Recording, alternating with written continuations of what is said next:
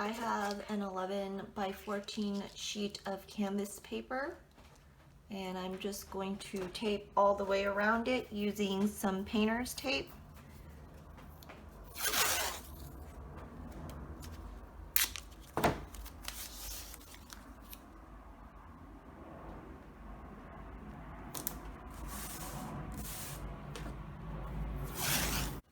I have some acrylic gesso, and I am going to apply a layer of this to my paper canvas. I've got a 2-inch flat brush. I rinsed it out and I put some water in it and I squeezed the water out so it's not sopping wet, but it's damp. And then I'm just going to take some of the gesso and just work it right into the canvas. At this point, it doesn't really matter what direction you go. You just want to get the gesso into the grooves of the canvas and cover the entire canvas. So I have fully covered the paper, and now what I'm going to do is I'm going to take my brush and just, without even applying pressure, just letting it lay on the canvas, I'm going to drag it across the canvas and all the way down, and kind of just get rid of some of those obvious brush strokes. I am going to allow the paper to dry for at least an hour. I want to make sure that the gesso is fully dry before I paint on it. My canvas is dry, and so I'm going to paint the background first. And I want to use a light blue for the sky and maybe like a sap green for the grass area. What I want to do is I want to mix some of that blue with some white to get a lighter blue, and I also want to mix some of this thylacine green, which is also too dark, and I want to make that lighter, so I will add some yellow and white to that. So using my palette knife, I'm just going to start mixing the white with the blue. So I'm going to take some of this blue and I am going to just put it right directly on my canvas in a few different spots at the top. And so I don't want to get any of this blue on in the rest of my paint, so I need to make sure to wipe off my palette knife. And then I am going to mix these colors together and hopefully get a sap green. What I'm going to do is I'm going to take this paint and apply it down here where I want the grass.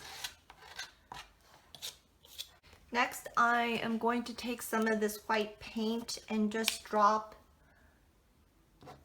a little white paint in some areas, making sure not to get blue paint into my white paint. I don't want to accidentally mix that. Also going to take some of this yellow and throw in a couple drops here and there at the bottom.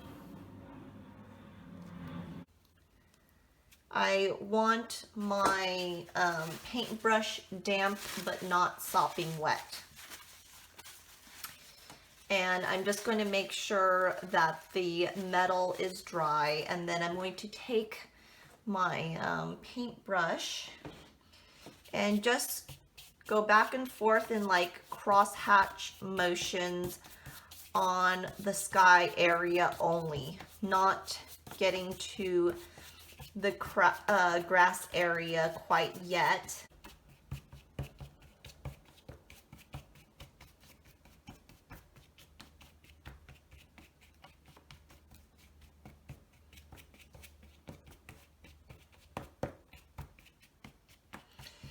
Basically, I want some white and some blue to show.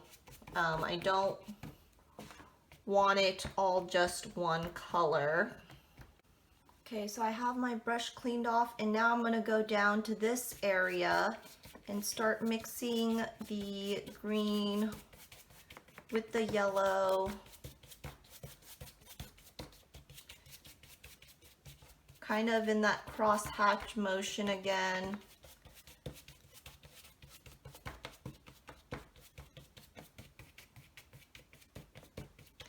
And then I'm going to slowly work up into where the sky is and just barely mix the green with the blue just a little bit, not over mixing, but just letting some of that green get into the blue. So I am going to rinse my brush off, and I am going to allow a few minutes and I'll let this dry a little bit. So my canvas is a little drier now, and I've put some white and yellow on my palette. And next I'm going to take some of this acrylic modeling paste and put some of that on my palette. And what that is going to do is it's going to thicken. I'm going to use this to thicken the paint so I can get some really thick strokes in there. I'm going to take, in regards to the white, about that same amount, put some in there and just start mixing that up and thoroughly mix it pretty well. And then I'm also going to take some of this modeling paste and also mix it with the yellow and get that mixed really well too. Now I want to start making some flowers. I'm going to make a few yellow flowers first, and it's kind of just sporadic, or however, anywhere you want. I'm going to use my palette knife and just apply some of that yellow and make some petals with my palette knife here.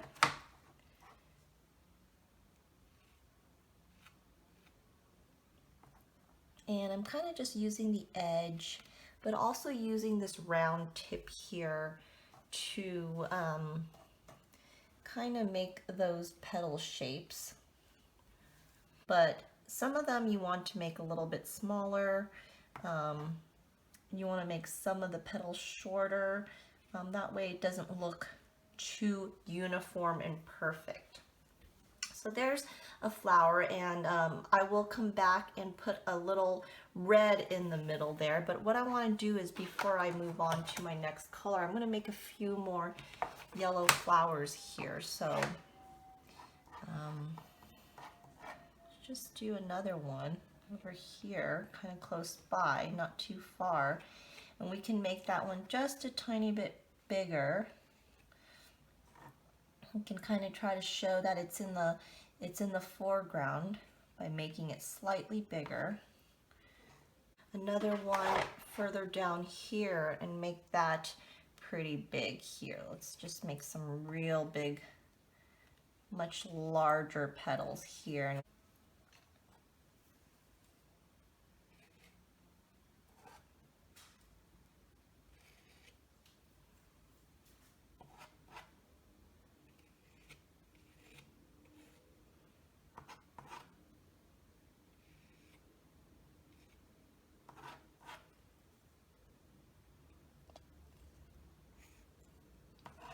Going to make one more on this side over here, and then we'll move on to a different color. Now I'm going to make it kind of falling this way. The face is pointing that way.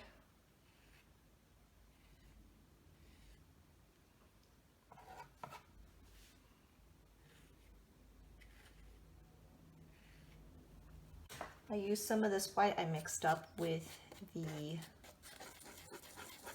the paste and also make a few white flowers.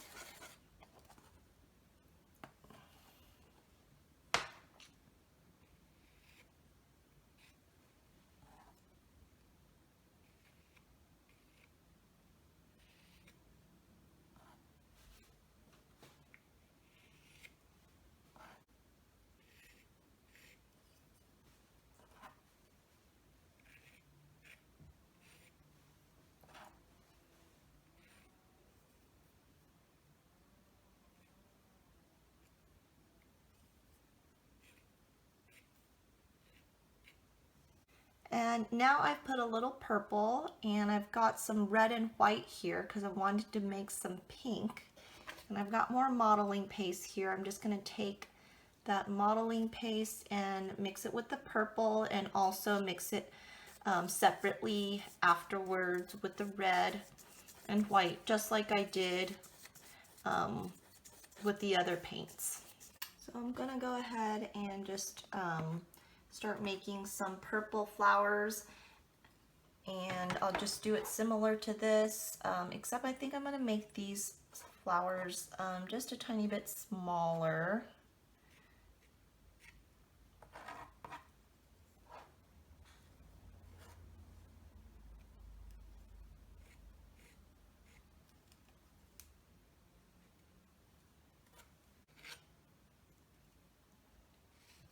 As you see, I'm using a few, I'm going right off the canvas. This is like part of the flower. Not everything is going to be directly fitted on the canvas. We want some going off the canvas. I have put some dark green here and then some dark green and yellow. I've got a little orange and a little more yellow over there, and what I'm going to do is I'm going to mix the modeling paste with all of these. I wanted to get a little bit more yellow to make a few more yellow flowers, and I'm going to use the two different colored greens to make stems and leaves. And when I make the stem, I just want to get some paint on the edge of my palette knife and run it down the side of the canvas and make some longer ones and shorter ones.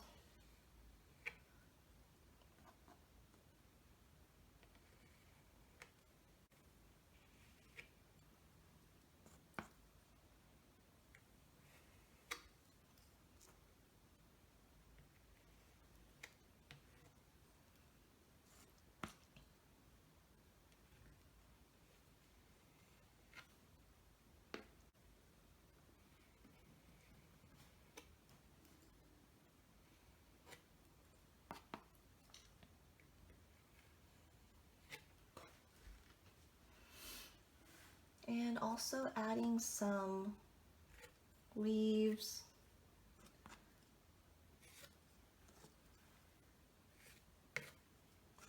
And more just grass, pieces of grass and stem here and there.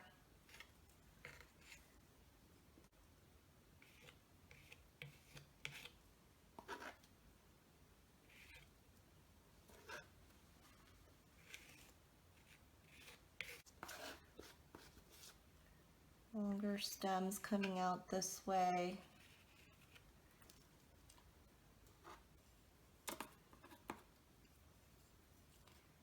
Want to make it look like it's kind of overgrown. I think we can, with these longer stems, I can add some different types of wildflowers by just putting a few dots of pink.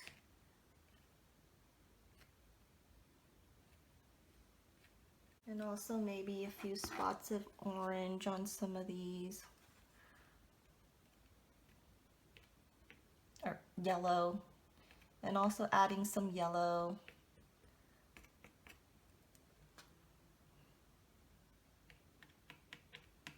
just adding spots at this point here and there to make really small flowers. Adding a little orange to the center of this flower that's hopefully a little bit drier now. As well as this flower. Can change up the color.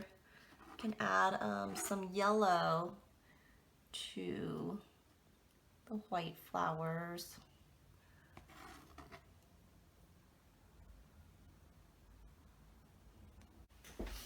I'm just using the rest of my paint. I really don't have a whole lot left, and so I figured I could just fill some of these spots in here and just make this painting look like it's full of wildflowers. So we are done, you guys. Now I'm going to just slowly take off my painter's tape. I remove it at an angle and I just do it real slowly. That way I don't rip the paper. If you plan on keeping your painting, you should frame it and make sure that it's supported in the back, because with this thicker paint, when you add modeling paste, there's the possibility that it could crack if it's not supported. When there's a flexible surface like that, it can cause the paint to crack.